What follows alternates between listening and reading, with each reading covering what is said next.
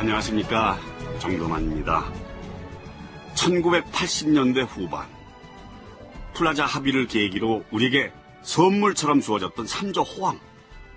노태우 정권의 출범 시기는 삼조 호황이 절정을 향해 달리고 있던 때였습니다.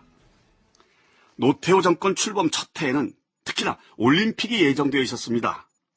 저도 그랬습니다만 올림픽만 지나면 우리는 선진국에 진입하는 거라고 믿었습니다. 당시 언론 보도 역시 크게 다르지 않았죠. 부동산 투기나 물가가 불안하다는 의견들이 없진 않았습니다만 그러나 그것이 우리 경제에 부담을 줄 정도라고 생각하는 사람은 많지 않았습니다. 노태우 대통령의 취임식을 얼마 남겨놓지 않은 어느 날, 정부는 또 한 번 흑자관리 대책을 내놓는다. 무엇보다 심각한 것은 투기 수요로 몰려드는 자금이었다. 이번 흑자관리 대책의 골자를 말씀드리겠습니다. 박영철 경제수석 해봐요, 그래. 예. 145개의 공산품을 올 88년 4월부터 수입 개방하고 일반인의 외환 소지도 5,000달러까지 가능하게 허용하고 100억 달러 수준으로 예상되는 흑자를 60억 달러 수준으로 줄이는 겁니다. 흑자 관리를 아주 잘 해야 되겠다 싶은 게, 이 국세청이 부동산 기준 시가를 발표한 거를 보니까 부동산 가격이 많이 올랐어. 특히 안산 일대는 54.2%가 오른 것도 있더만. 그렇습니다. 주식시장도 엄청난 투기 수요가 몰려들고 있잖아. 에? 오죽하면 농민들이 집에서 키우던 소를 팔아서 주식 투자를 한다 하더만. 그렇습니다. 자, 이 주식이 뭔지도 모르는 농부들이 자식 새끼 같은 소를 팔아서 주식을 한다. 자. 새로 출범하는 정부는 부동산이나 주식시장으로 몰려드는 자금이 생산시설 개발이나 연구 쪽으로 투자될 수 있도록 각별히 노력을 해야 할 겁니다. 그렇겠지. 그게 지금 새로 출발하는 경제팀의 혈안이겠지. 어쨌든지 간에 다른 사람도 아닌 노태우가 내 자리를 물려받게 돼서 참으로 다행이고, 그리고 감개무량합니다. 근데 박수석은 이제 뭐를 할게요? 일단은 좀 쉬고, 그리고 기회가 된다면 학교로 돌아가 연구를 계속하고 싶습니다. 그간 수고 많았습니다. 근데 지금 이 경제 관료들 가운데서는 새 정부에 들어가 일을 해야 하는 사람들이 들어 있습니다. 내가 하도 고생을 시키가 그분들도 박수석처럼 좀 쉬고 싶을 낀데 말이요. 특히 경제 테크노크라트의 경우 5공화국의 인물들이 6공화국에서도 계속 일하게 되는 경우가 많았다. 이것은 6공화국의 경제정책이 5공화국과 크게 달라지지 않을 것임을 시사하는 대목이기도 했다.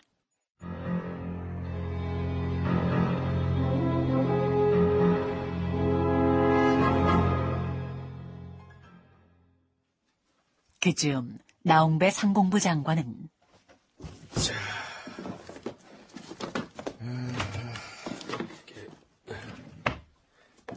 과천청사 자신의 방에서 짐을 정리하고 있었다.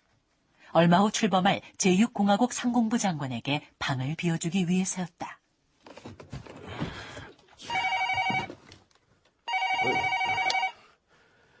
여보세요. 나홍배 장관. 당선자님.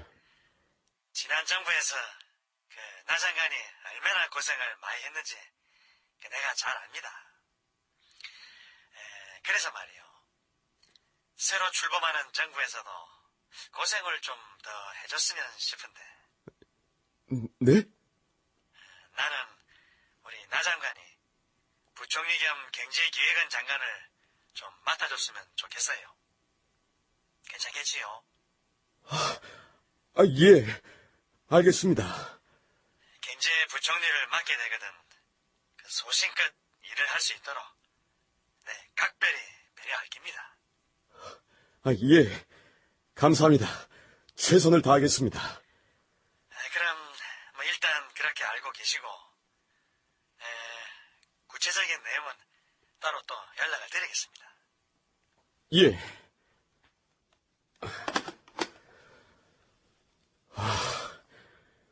내가 제6공화국의 경제부총리를 하게 되다니. 아니, 그런데 내가 제6공화국에서 경제부총리를 맡으면 그러면 한국 중공업 문제는 어떻게 되는 거지? 전 대통령께서 현대에 주라고 하신 걸 겨우 차기 정권으로 넘겨뒀는데 그러면 그 문제를 다시 내가 안고 가야 하는 거 아닌가?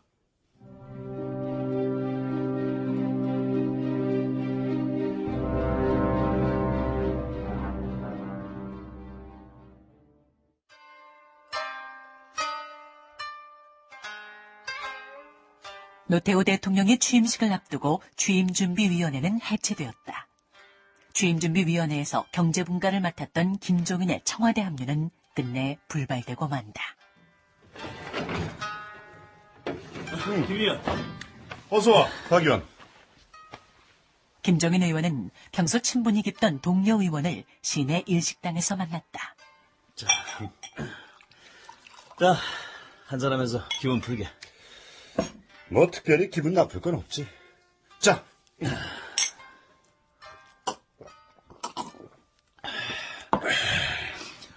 자네 생각보다 담담하네.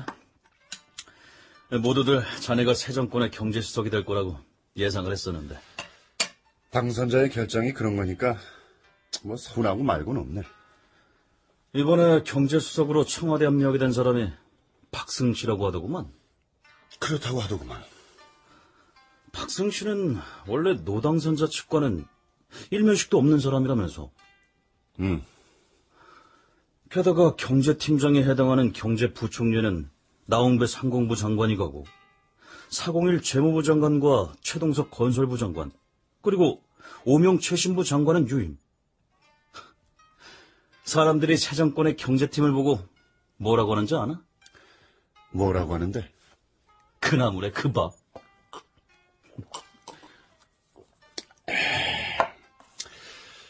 어떤 경제팀을 꾸리든 그건 대통령의 고유 권한이니 많지 인정을 해야겠지. 그러나 그런 경제팀을 꾸린 대통령의 경제 철학이 뭐냐? 비전이 뭐냐?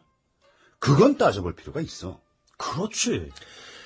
내 보기에 노태우 대통령은 새 정권 탄생이 갖는 의미를 충분히 깨닫지 못한 것 같아. 새 정권이 구현해 나갈 나름대로의 청사진이 없다고. 청사진이 없으니 쓰는 사람도 새로워질 수 없는 거 아닌가? 응? 새 정권이 구현해 나갈 나름대로의 청사진이 없다. 네, 이 말은 김종인 씨가 한 언론을 통해 직접 한 얘기입니다. 상당수의 사람들은 전두환 시대 전반기 경제의 틀을 짰던 김재익 수석처럼 6공화국에서는 김종인 씨가 그 역할을 하게 되리라 예상했었습니다. 그런데 막상 뚜껑을 열어보니 그게 아니었던 거죠.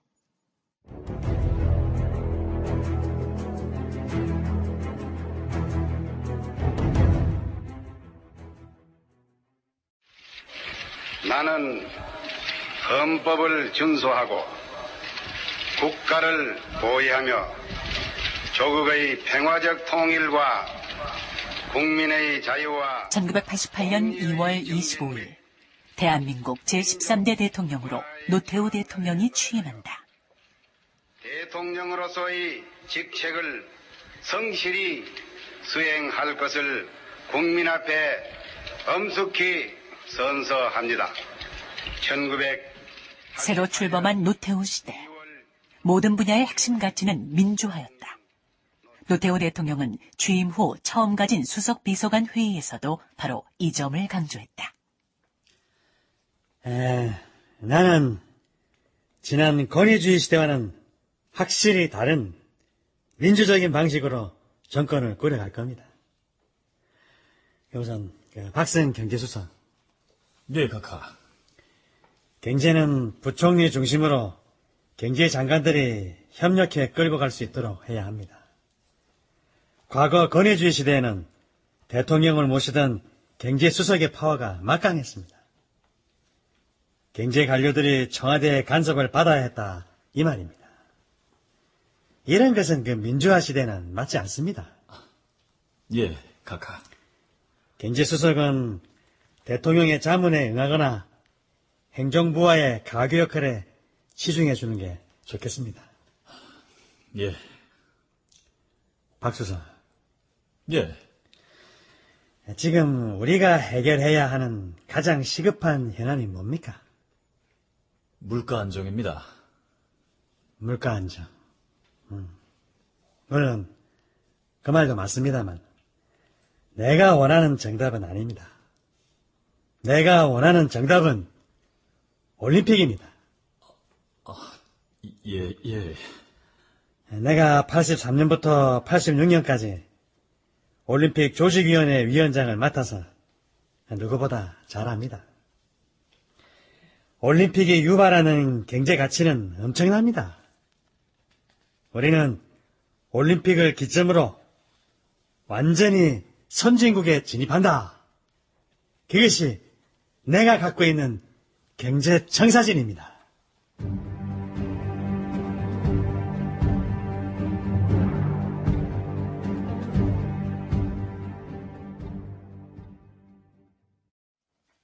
노태우 정권 출범 당시 경제는 정말 좋았다. 넘쳐나는 국제수지 흑자 때문에 흑자 관리가 걱정일 정도였다. 모두들 경제는 그냥 두면 이대로 굴러가는 거라고 생각했을 정도였다. 그러나 그것은 몇몇 기업들에게 무사한 일이라는 기업 경영 방식을 조장하고 있었다.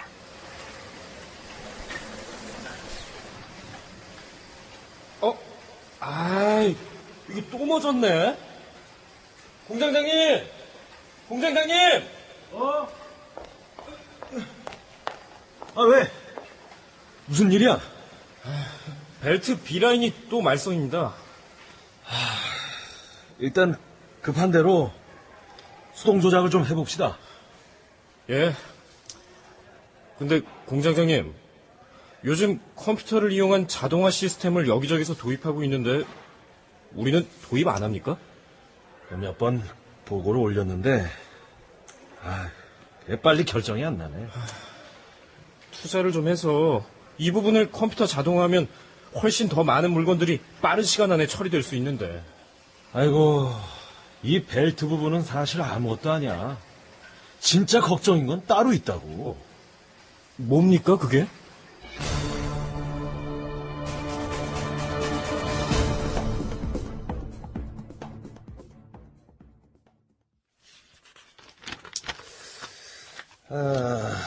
그러니까 현장을 컴퓨터 자동화 시스템으로 전면 교체하고 그리고 향후 한 2년 동안 기술 개발을 해야 한다. 그렇습니다.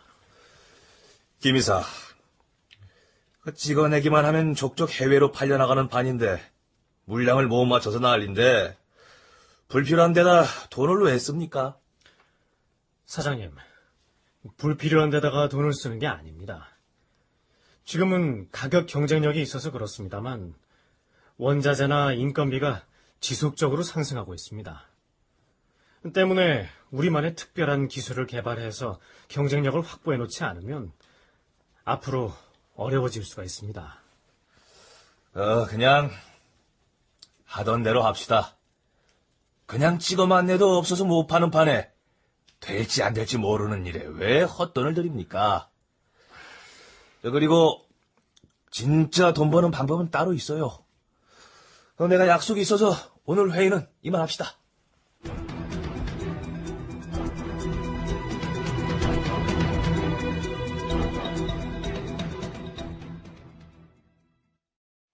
연구개발에 투자해야 한다는 회사 임원의 제안을 물리친 기업의 사장.